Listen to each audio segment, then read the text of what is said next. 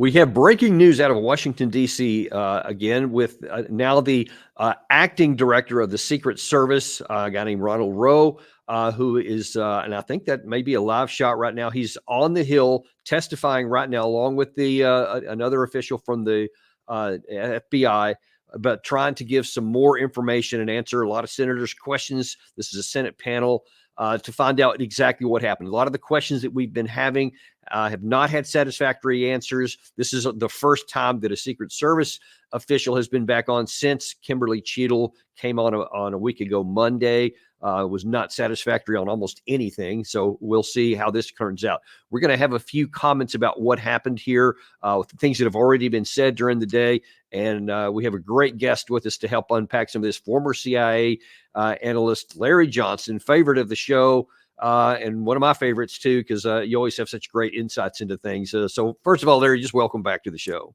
Thanks, Danny. Hey, listen, you need to work on your content. There hasn't been much going on, and it's pretty boring. So see if you can jazz it up. I'll try. I mean, because I'm just pulling it, pulling things out of thin air because nothing's happening in the world. Nothing's happening. Yeah. And by the way, just for your example, this is obviously hugely important when, a presidential candidate was that someone attempted to assassinate him.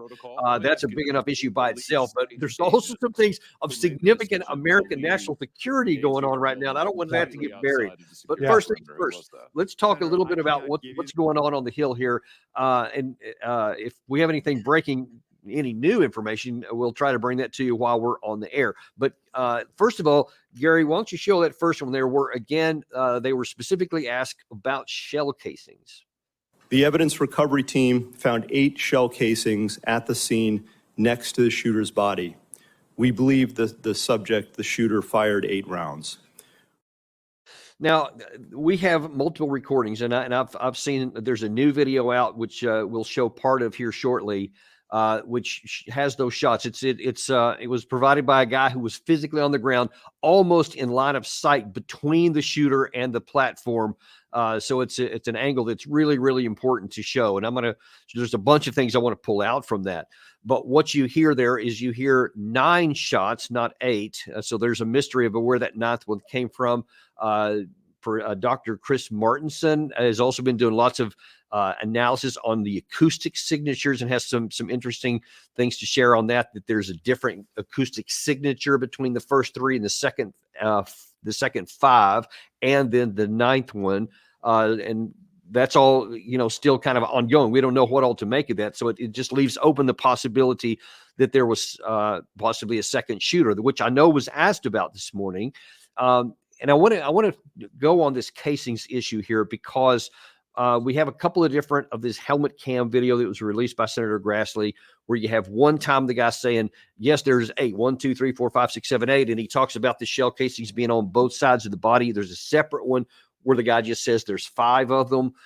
We'll pull that up on another show here. We didn't have time to get those 2 ready, but it causes me a little suspicion also on this. And Larry and I don't know if you're even going to agree with me on this, but I'd like your viewpoint.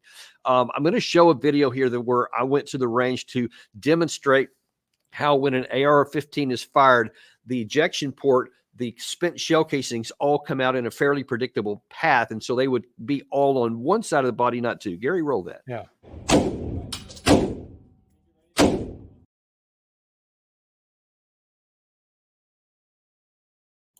So I slowed it down here a little bit so you can see the shells. This is how the shell casings come out of it, which would have been on this weapon as well. And then now I'm going to show you here in a separate angle behind. I was trying to fire fast like he did there. And notice how the shell casings come out. They're generally coming out to the right, but watch where they hit the wall. They're in different spots. So you can expect them to be in a pattern that's spread out, but you're going to expect them all on one side, especially when they were fired in that much rapidity. So right. When you hear the guys on the roof say that they're on both sides of the body, how can that be? Yeah, that can't happen. The thing, it always, depending upon the particular AR, determines which way the shell casing ejects to the right side. In other words, if you draw like a clock face, and so from 1 o'clock to 5 o'clock, I've seen some of the ARs that they eject out front at the 1 o'clock, some that eject back at the 5 o'clock. So on this particular gun, I don't know which way it was coming out, but you're right. The only other thing that could possibly account for it is the first 3 shots were for, within like 2 seconds. Boom, boom, boom. Then there was a pause of about a second, and then rapid fire. And I don't know if this thing had a bump stock or not, but he got off 5 more shots very quickly. And then you get the 9th shot, which I suspect was local police. Again, we're at this point, we're speculating. And then there was a third firearm signature 4 seconds after that. So, yeah, it's unusual to get the shell casing shouldn't be on either side of the body. They'd be on one side of the body. The only good news is the fact that they're claiming there were 8 matches up with the independent sounds you hear on the videotape you showed on your program yesterday. Right. And one of what that leaves open to, and I don't have enough information to make any categorical statements, only that the evidence allows multiple interpretations, and that being the other one, that there were 2 weapons used. Dr. Chris Martinson is continuing to do some analysis of at least 6 different camera locations that captured these sounds. And he claims that he's shown this spectral analysis. There were different acoustic signatures implying that it was separate weapons that fired the first 3, the different weapon, the second 5, and a third weapon, the last one, because they all have different signatures. We don't have enough information on that, but it leaves open the possibility that there was more than one gun.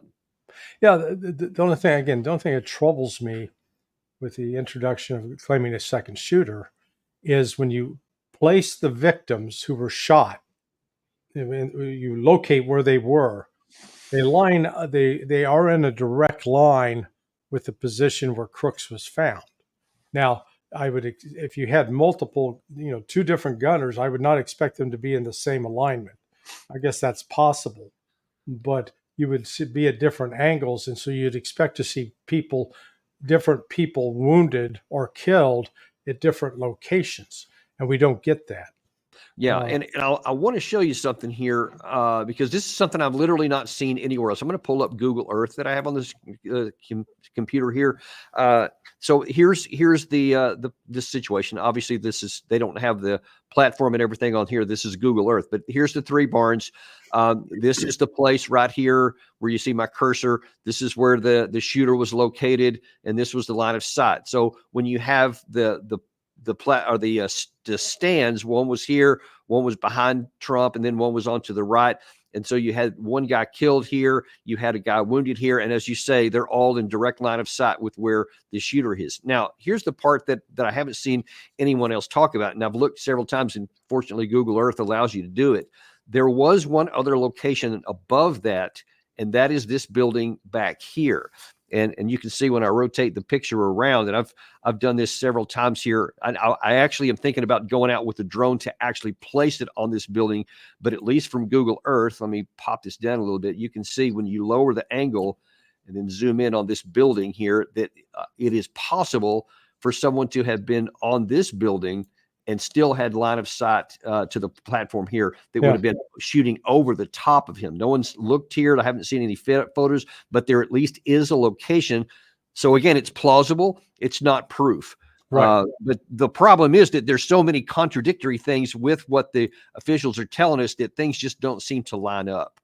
Well, yeah, but the thing with those the first 3 shots are fairly in sync as far as being able to try to control the direction. That those subsequent 5, I don't care what platform you're firing from, when you fire that rapidly, as you know, the spread, particularly above 140 yards, is going to be significant. And actually, that's the reason why I had that video where you showed me firing 5 shots really fast. Yeah. And actually, when I pulled up the silhouette, you could see they were all over the place. And I pointed out that was only at 25 meters because that's as big as I can shoot in this area here. Yeah. But at 147 meters, that's going to be many feet off. So that kind of matches up with the dispersion that we've seen over there. So I am relatively confident that he for sure fired the second 5 because that's what an inexperienced shooter would do, and he apparently was. I mean, Danny, it's a miracle more people were not killed. or Yeah, wounded. I agree as well. I think there was only 3 that were hit at Yeah, all. yeah. Apart from Corey Campantora, who was killed, and then 2 other gentlemen were wounded, and then Trump.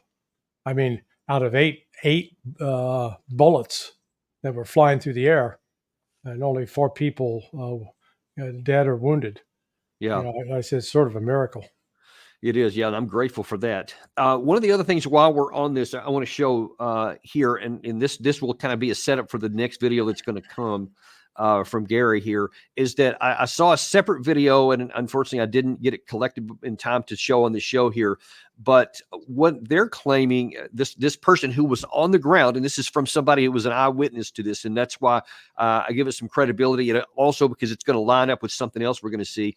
And their claim was that the shot that took him out, and we're guessing that it was probably that 9th shot, didn't come from the second counter sniper team, the one in the southern one that was on top of this building, but from this building right here. That he claimed, and he said he was standing about right here in the crowd, and he said he clearly heard a shot coming from over here, and he said he had actually seen the sniper team early in the day, so it wasn't surprised it came from there.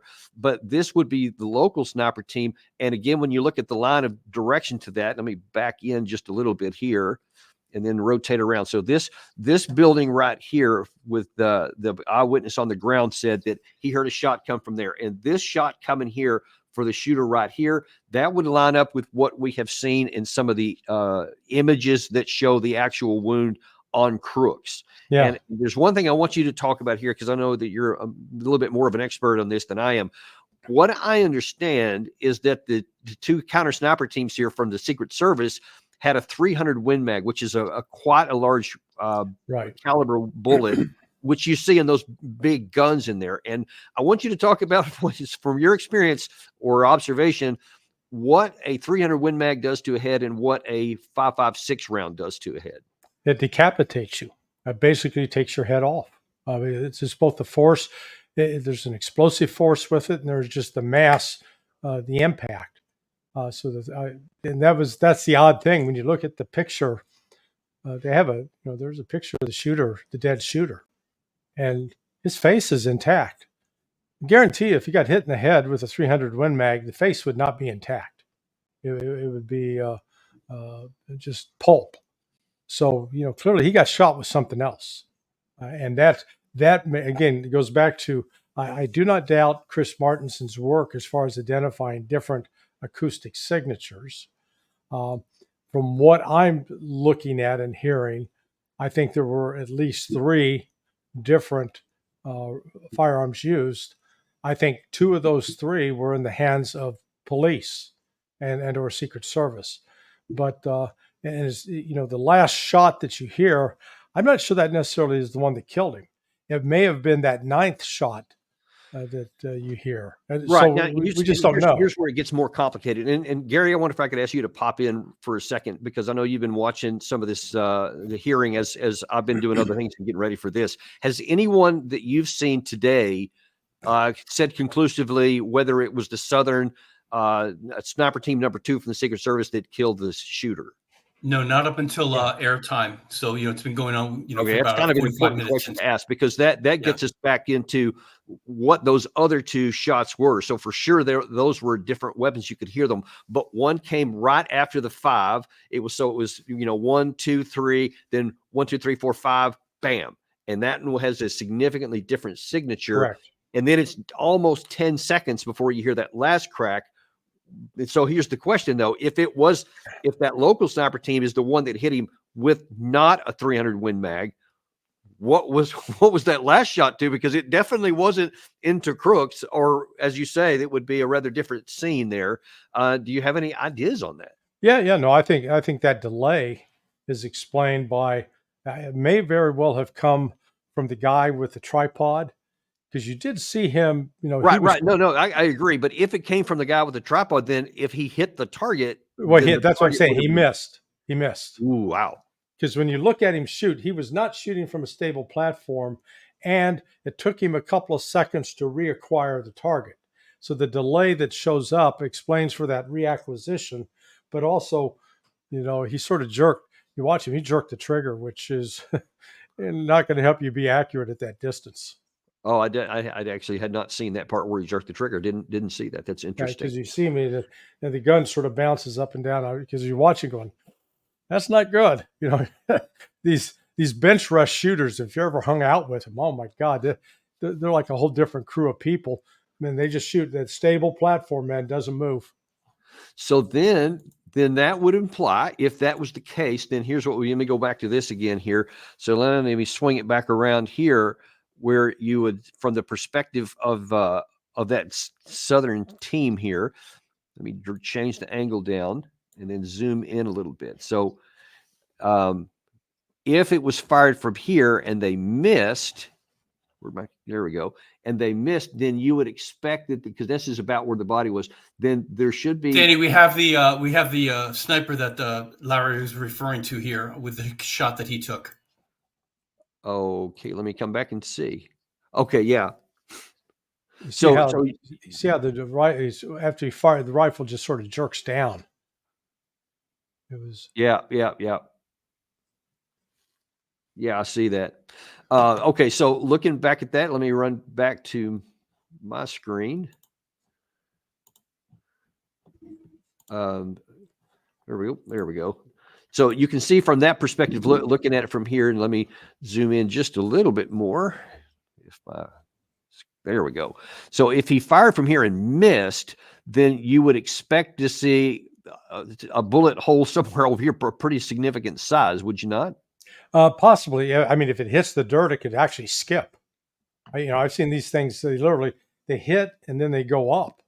It could skip up in the air, so it could be a mile or so downrange. Yeah, I guess. Yeah, if it's not angled, so it's that's what we're gonna. But that's one of the questions I think we really need to have answered: is who fired those last two shots? Who did? Was it the local team? Because no one said so far, and it's really important given the information that we've seen so far. Now I want to move on to something next, because there's two other important things I want to talk about from the hearing that we've seen so far today, and that is, number one, what the Secret Service guy, the local sniper team saw on the ground. One of the big things that they said in that ABC News interview when they were talking to the press was that they said that they had at least two guys in the building that overlooked that the roof where Crooks ended up going to.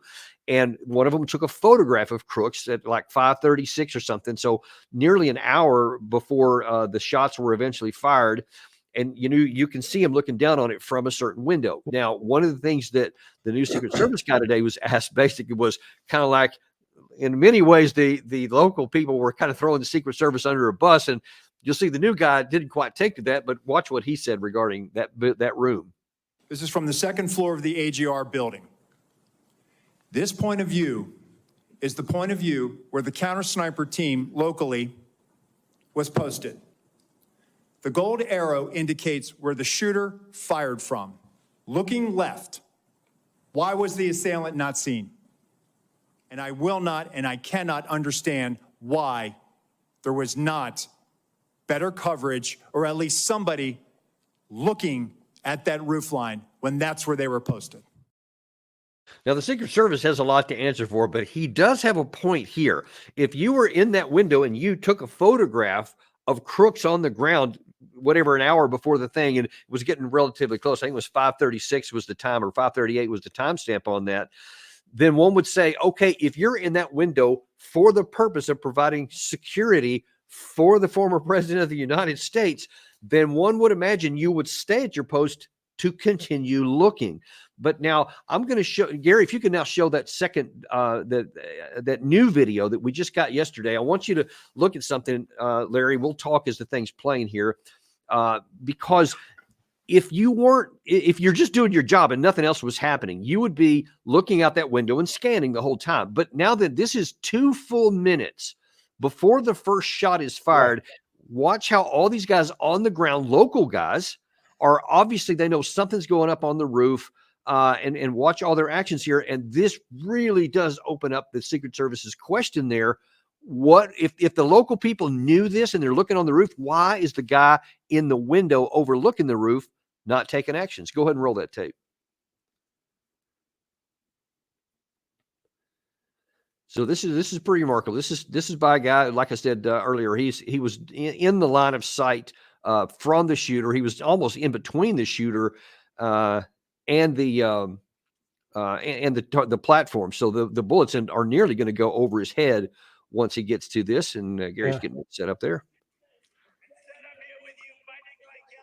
That's good enough, Gary.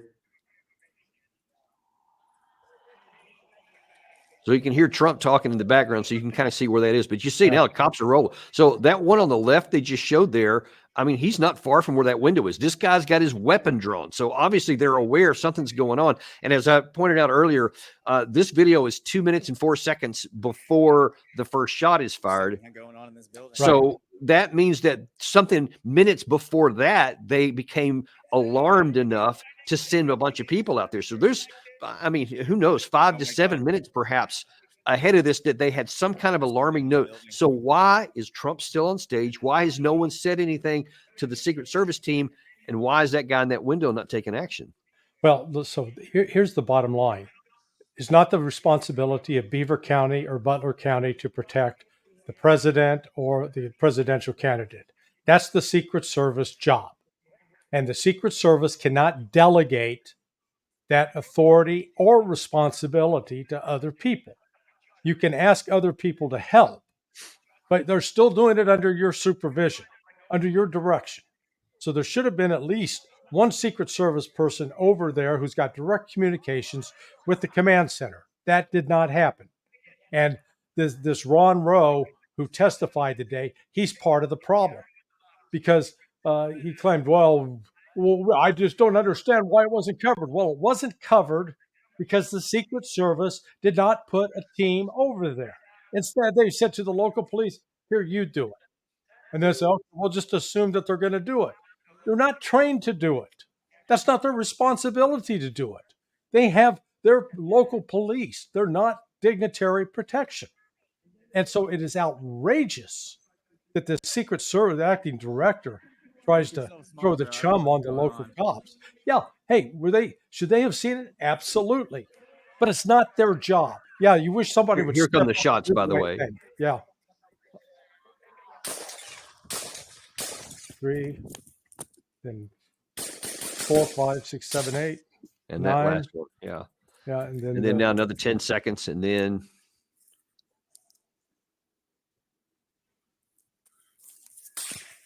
yeah, there's the last shot. yeah, that's Yeah, the last one. I mean, this. That's fine, Gary. You can pull that out. The bottom line with all this is the Secret Service did not do its job. You know what's really fascinating? They're protecting the identity of who the agent in charge was that day. They're not letting that name out. I guarantee you, it's a DEI employee. What you watch, because the only other possibility is the guy who's in charge of the Pittsburgh office is a cybercrime guy with no experience doing this kind of stuff. Yeah, he got into the Secret Service, but it's just like shooting. If you don't go out and practice and do it on a regular basis, you're terrible at it. And he was worried, busy chasing Bitcoin, and as opposed to preventing and doing protective details.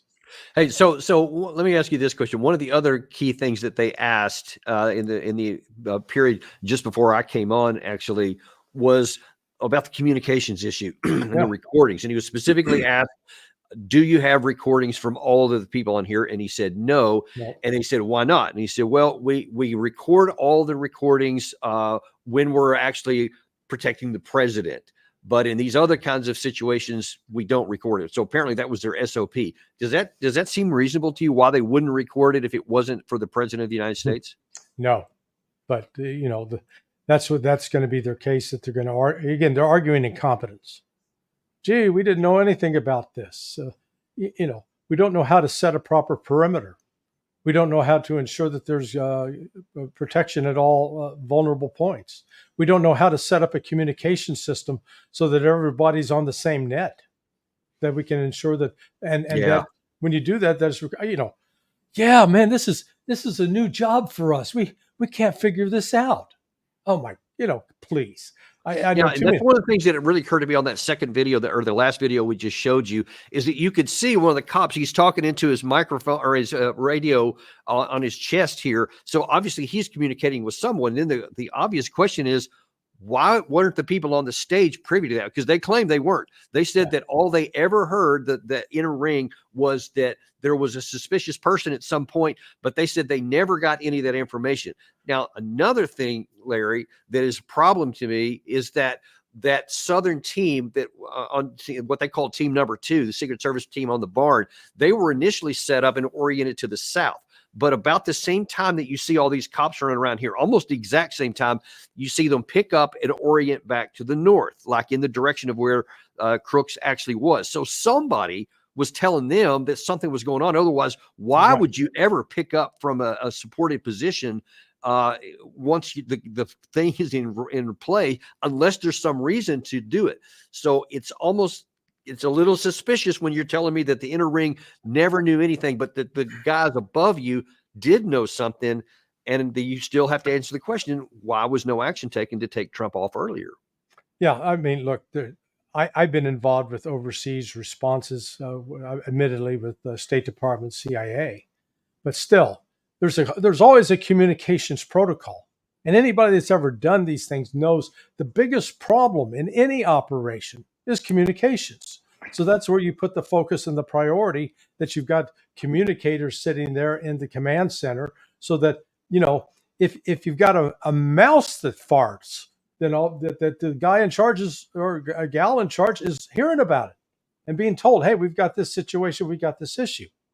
There was a complete breakdown in that process. And yet, as you correctly note, there is ample video evidence of the local police, both state and local, that were seeing something. They were saying something.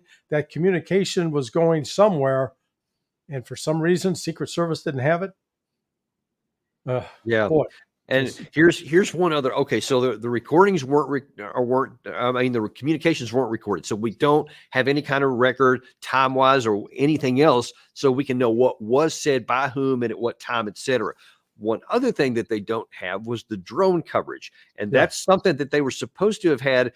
And when they were asked about that, here's how that exchange went. Secret Service deployed a counter unmanned aerial system operator on July the 13th. According to the Secret Service, the drone system was supposed to be operational at 3 p.m. that day. However, we've been told by Secret Service that because of cellular bandwidth problems, it wasn't operational until about 5:20 of that day. It is something that I have struggled with to understand, and I have no explanation for it. Okay. It is something that I feel as though we could have perhaps found him. We could have maybe stopped him. Maybe on that particular day, he would have decided this isn't the day to do it because law enforcement just found me flying my drone. So explain to me, Larry, if you can, why the Secret Service apparently has a protocol to have a drone in the air that can't do it, but Crooks can. They didn't go out in advance to get it set up and test it. What we may have to do is go hire the roadies for Taylor Swift, the people that go out and set up her concerts in advance. I mean, at least they seem to know what to do and how to get stuff organized. Secret Service is looking like the gang that can't shoot straight. You don't wait until the day of to say, oh, the drone's not working. Oh my God, we got to run to Radio Shack and see if we can buy some spare parts. I mean, come on. Look, you wouldn't tolerate this crap in any of the units that you commanded.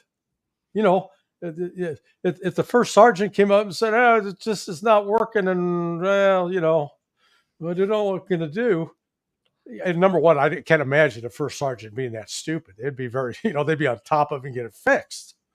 But it's just the contrast it's shocking, the incompetence.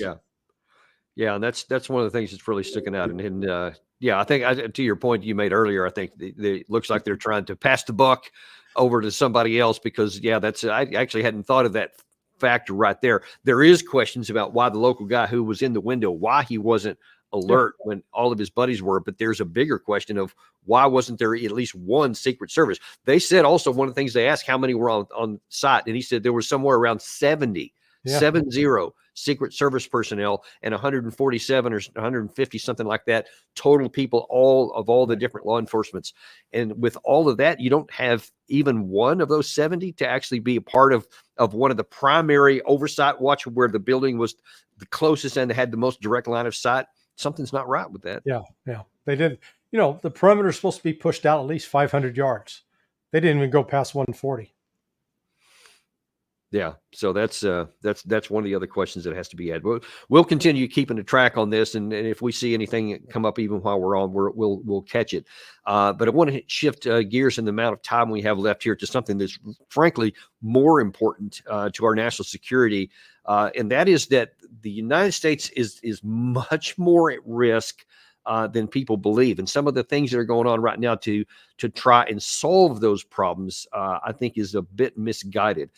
First of all, there was a report that came out yesterday called, let's see, I think I actually still have it up on my screen here, if I can find that. Oh, there it is. Thank you, Gary. Commission on the National Defense Strategy. It's a congressional mandated a group of people who are supposed to look at the national defense strategy and look at the resources that we have available to execute it. And they came out and said, yeah, we aren't even close to what we have. And there's a number of problems I have with this, but let's just start off with some of the obvious ones.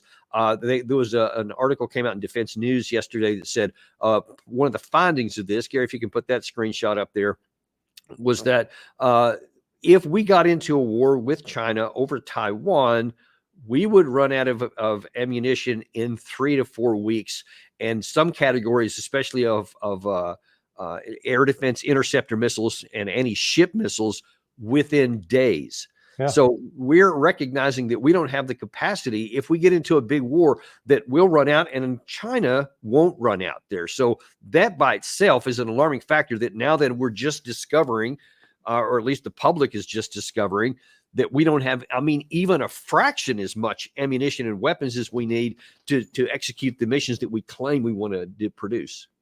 Well, see, I was laughing because I said, we have a national defense strategy? I don't think we have one. There's nothing strategic about our thinking.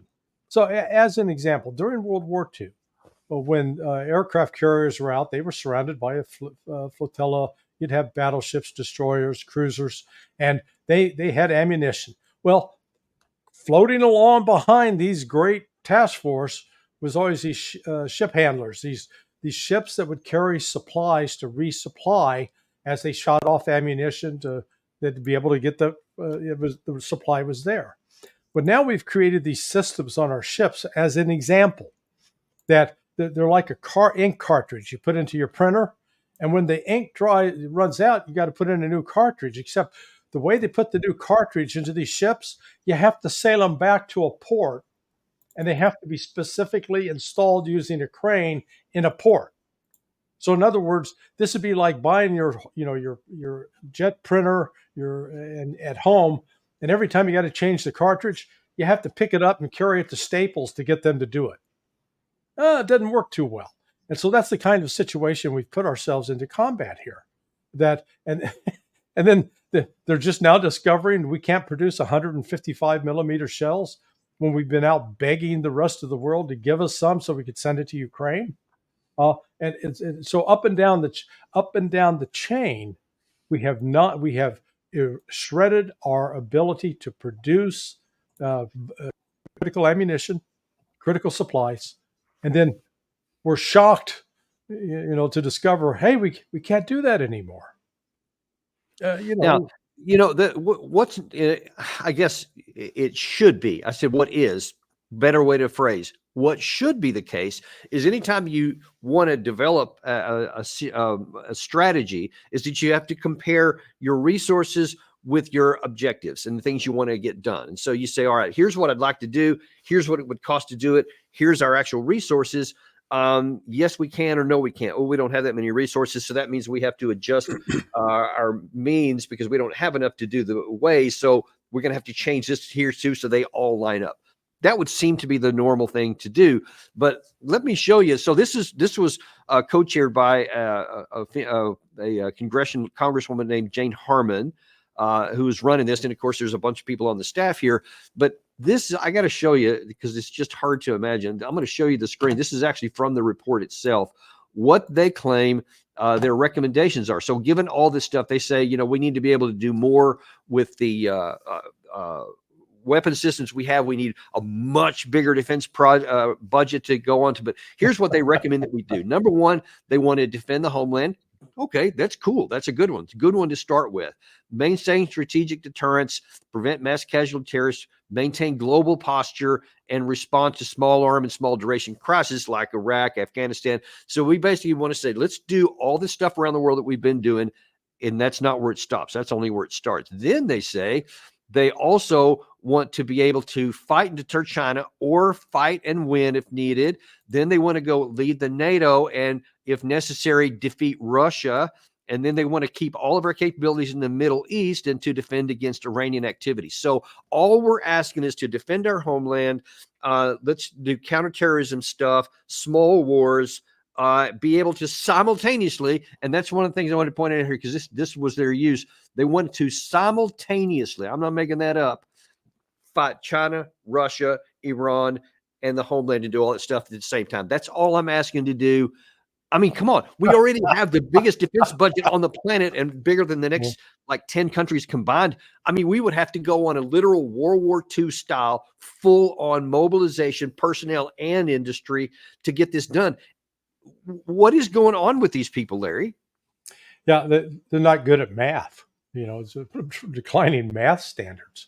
If I gave you the problem, I said, okay, you've got a tank company, and you need to travel 100 miles, and you need to be there in 2 days. How much fuel do you need? And then you do the calculations, say this is what we're going to require logistics-wise to make that journey. And then I turn around to you and say, okay, but we only have 2/3 of that fuel. So what's your solution? How many people, So you can work through those kinds of problems. They're not doing that, though. I mean, it's that simple. It's not terribly complicated, but it does require at least some basic math skills, and also to figure out what is our purpose. Right now, with 600 plus military bases around the world, we have extended ourselves to a point that we can't do anything. We're not good at doing anything. And instead of consolidating, say, okay, what's it going to cost to protect the border? Instead, their solution, it's that old Saturday Night Live skit with Christopher Walken and the Blue Oyster Cult. More cowbell, baby. That all sounds good, but what we need is more cowbell. So what do we need here? We need more defense spending. Because you know what? We're in trouble because we haven't had enough defense spending. And you kind of look around going, guys, stop. And it's also inherited. Yes. Danny, we have Senator Kennedy asking Rowe, the sitting director, as to when exactly did the snipers, the Secret Service snipers, see Crooks. So this is him interrogating him right now. Let's play this. Yep.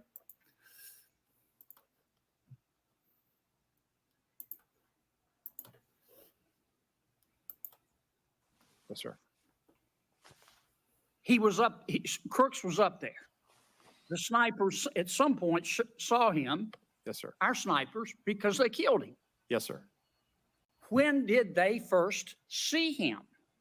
It has been reported repeatedly that the snipers first saw him 20 minutes before.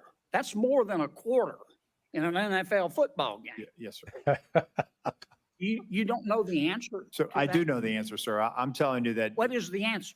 No, When they did not see him. They only They never saw him. No, sir. Were They they? did not. How could they not see the guy? How could they not see him? They're in an elevated position. Oh, man. Rooftops. They're looking around. Yes, sir. There's two government snipers. How could they not see him? There he was, big as Dallas, lying there with a gun pointed at the president. How could they not see him? I believe he was obscured by that roof, sir. He did not pop up. The roof is flat with ridges. he's below the line where they would have seen him, sir. There is he did have concealment. I'm not going to say it's cover. He did have concealment, and then ultimately gets into firing position and fires. And within 15.5 seconds of his first shot, he's neutralized. I've gone way over. You gentlemen need to answer these questions. Mr. Deputy Director, get me that information about those lawsuits. Senator Rosen, you recognize for your question.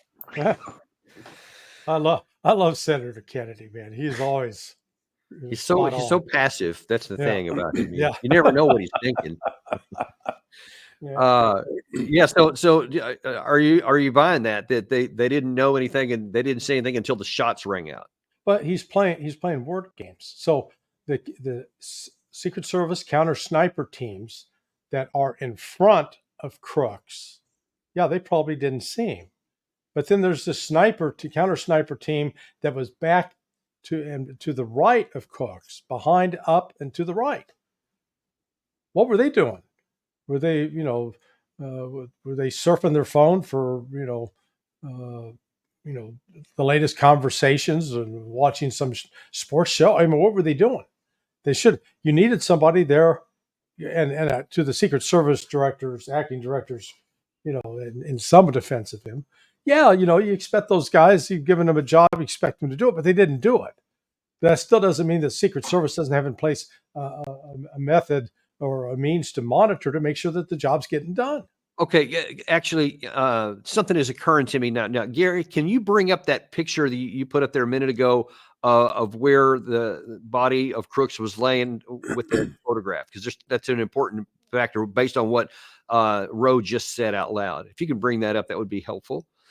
Because he said, well, he was obscured by the ridge, the center part of the roof, which had that slat, whatever, and he hadn't popped up yet. But when you look at where that body was located, i.e., where they shot him, he was not at the pinnacle of that ridge. He's back far. Look at that. So he's good 4 or 5 feet maybe from it. So if he could see above it for them to shoot him there, then that means behind the ridge, then he was visible. Obviously, they wouldn't have been able to shoot him. So that doesn't seem to line up, because if they could see him here, they should have seen him before. Yeah, because if he was up at the top of the roof and they hit him with a 300 mag, number one, that could have been enough force to drive the body back to where it is, but there wouldn't have been a head attached. Right. Okay. So clearly he got shot somewhere below that ridge, which brings to the people that were in the window, the other counter sniper team, apparently local counter sniper team they may have been the ones who actually got the shot off. But wouldn't you have seen a different entry and exit wound should they have gotten that from behind? Possibly, but again, I haven't seen a real definitive picture of the entry. There are things that look like it's here, but I've seen it looking like it's up in the eye, and it could have been if it entered from the back of the head and came out through the eye. If it was a 5.56, that's a possibility.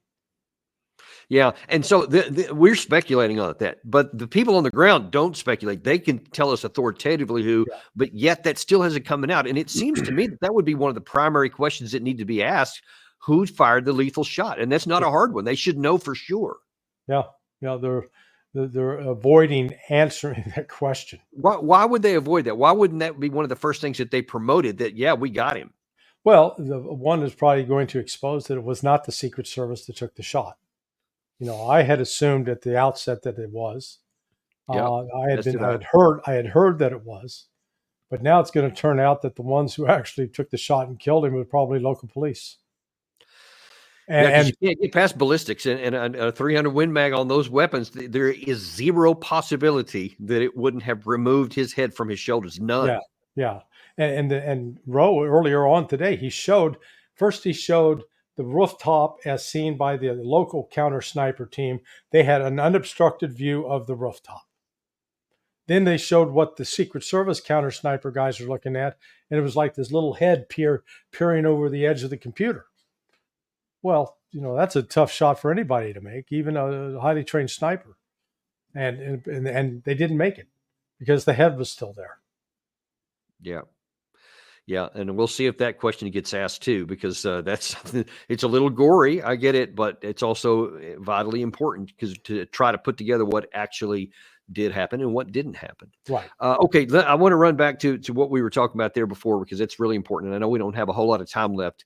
One of the things that report that recommended this massive expansion of the military, they laid out the justification for it because they say that Russia's aggressive, China's aggressive, they could all start wars, and if we don't build up right now, then our own country is going to be at risk, which I found absurd, frankly, Yeah. because they kind of didn't mention why Russia took the action that it did, and that there are actions and reactions. There are consequence to actions, and if you take actions, the other side is going to take countermeasures. And so, without trying to rehash what happened in 2022 or the 15 years prior to that, Right. let me just keep it at right now. So because you're a CIA guy, you're trained to think from the other side's perspective so that you can anticipate what may happen given our actions here. Well, let's start first of all with China. What is China going to do based on the last 25 or 30 years of preparation? If we did what's recommended in this and started this massive buildup, what do you think is going to be the Chinese reaction? Are they going to back down? Oh, heavens no, they're going to expand. And they've got the ability to expand. They've got the manpower that we don't have. They have the industrial capability that we don't have. And, they had been proceeding on the assumption that our word was good. When Richard Nixon agreed that Taiwan was part of China in 1972, the Chinese took that as okay. We don't have to worry about that. But now they're looking at the United States is talking about arming Taiwan, defending Taiwan, and making it, basically reneging upon what we agreed. So, of course, the Chinese are going to step up and start taking actions that we're going to view as provocative. But we're the ones provoking this, and we are not in a position. That's what's so important about this report. It finally confirms we're not in a position to fight, Russia and China. Hell, we couldn't even fight Afghanistan and Iraq, and we're having a tough time with the Houthis. And these are, so, we need to wake up. I mean, I got fired as a Fox News analyst by Roger Ailes because I went on the Hannity and Combs show in 2002 and said the United States could not fight a two-front war, that we were not in a position that we could go into Iraq and Afghanistan at the time. I'm not Clausewitz or something, but it's just, I can do basic math. I'm good at the addition and subtraction. And so okay, that's China. What about the Russia part of that and Iran? That was the other two things specifically mentioned that we need to be ready to go to war and defeat. If we put that into effect and they're on the target list, how are both of those two nations going to respond? So this is not just a military conflict. This is politics in all of its dimensions, which includes economy. And so now what we've seen is that the BRICS, with Brazil, Russia, India, China, South Africa, is growing and growing substantially. Iran is now a member of BRICS. Thailand is a member of BRICS. Malaysia is asked to become a member of BRICS. Saudi Arabia is looking at becoming a member of BRICS. So all of a sudden, most of the major economies in the world outside of Europe and the United States are aligning with Russia and China. So that means they've got both the economic, industrial capability, and to top it off, at least 12 critical weapon systems in the United States are dependent upon chips and other materials produced in China. So we no longer even have the ability to supply ourselves and produce what we need. So maybe a better strategy is say, hey, Rodney King, can't we all just get along? Can we figure out a way to live together instead of trying to see how many people we can kill? So let me ask you your opinion here, and that's one of the reasons why I wanted to have you on to talk about this, because you see things from a holistic perspective and not even just math, but also about the politics, about the I guess the indirect method of warfare, the atypical, asymmetric. I'm sorry. What should America do? Because we've now been exposed, even to the public. It's not that China or Russia didn't know this, of course. They were well aware of what our capabilities are. We were the ones who were fooled by ourselves. Now that we know that our capacity is limited, should that change what our actual foreign policy is and our appetite in terms of what we want to accomplish, because it doesn't appear that it is. As a matter of fact, there was just an announcement just a couple of days ago that we're going to engage a new war fighting headquarters in Japan with the target, right on China. So that's already moving. And one would wonder why we're moving in this aggressive direction over there when we know that if a war came out, we could literally be out of ammo within weeks, and ergo, all of our ships could get sunk or knocked out by missiles if we run out of defensive missiles. Yeah, if let's say that China developed relations with Mexico to the point that Mexico is just totally angry with us and tired of our meddling, and they formed an alliance with China, and then the Chinese announced that they're going to put a war fighting theater in Mexico City, and we'd say, no big deal. Oh my God. We would view that as an existential threat. And yet we think we can go do that to China and there won't be any repercussions. But what the United States really needs to do is, first of all, figure out what is it that you want to do. Do you want to defend your country? Or do you want to go out and see how many other countries you can irritate? You figure it out. But define what you want to do and then align your resources so that you can accomplish that. And to me, I think the first priority is, one, defend our borders, get our own cities safe and secure, stop the flow of the illegal drugs into the cities that are killing 100,000 Americans, almost twice as many every year that died in the entirety of Vietnam War. And stop that, and then reconstruct our domestic industrial base so that we actually can produce what we need in the event that we have to go to war. But where we are right now is we got the worst of both worlds. Yeah. And I'm definitely not a pacifist by any stretch. And I that's why I say some of the report was valid in that we definitely need to change our defense industrial base.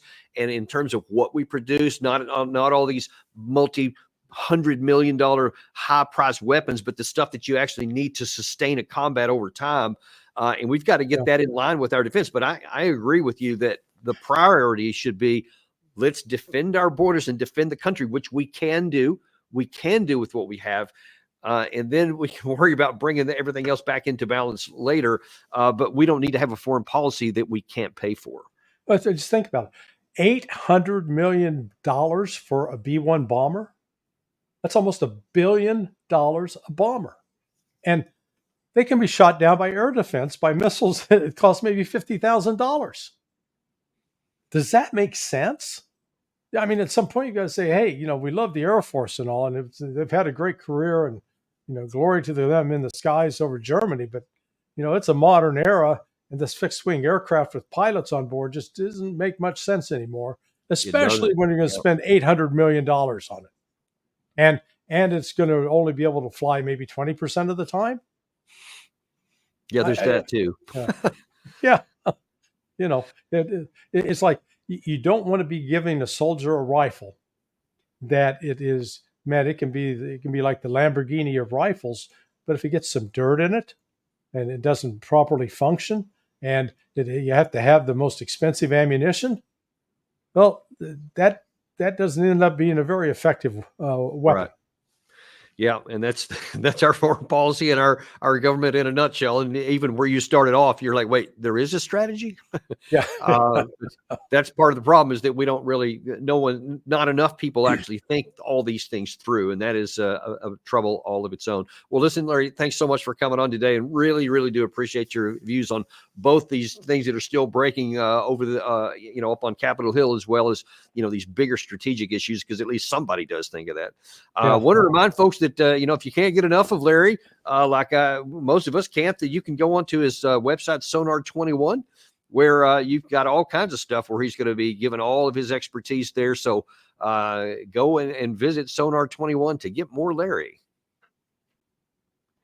And we appreciate you guys being with us. By the way, we're going to ask you to come back in about an hour. We're going to have Alex of History Legends. We're going to be talking about the potential that Russia's offensive could possibly be breaking through some of the places in the line of contact, because the Ukrainian army is giving signs that it may buckle in some areas. And we're going to have Alex, who keeps a real close tabs on all this stuff. We're going to talk about exactly what's happening there. Be sure and join us. Alex of History Lessons, another real popular one that a lot of people love when he comes on. That's in 1 hour from now, 2 p.m. Eastern time. Thanks. Be sure to like and subscribe, folks. Don't forget that. That's more important than you think. And we will see you on the next episode of Daniel Davis Deep Dive.